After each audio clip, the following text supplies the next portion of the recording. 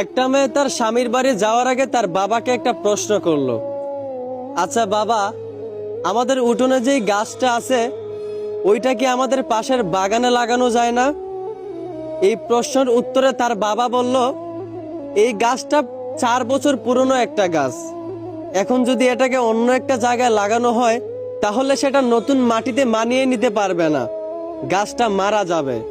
এই কথা শুনে মেয়েটা কাঁদতে কাঁদতে বলল, আচ্ছা বাবা, একটা 4 বছর পুরনো গাছ যদি তার জন্মস্থান ছেড়ে অন্য জায়গায় নিজেকে মানিয়ে নিতে না পারে, নতুন জায়গায় গিয়ে নিজেকে বাঁচাতে না পারে, তাহলে আমি তো তোমার ঘরে 22 বছর পুরনো একটা মেয়ে।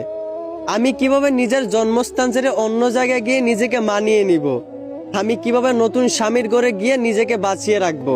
আসলে আমরা ছেলেরা মেয়েদের জীবনটা যতটা সহজ মনে করি ততটাও সহজ না।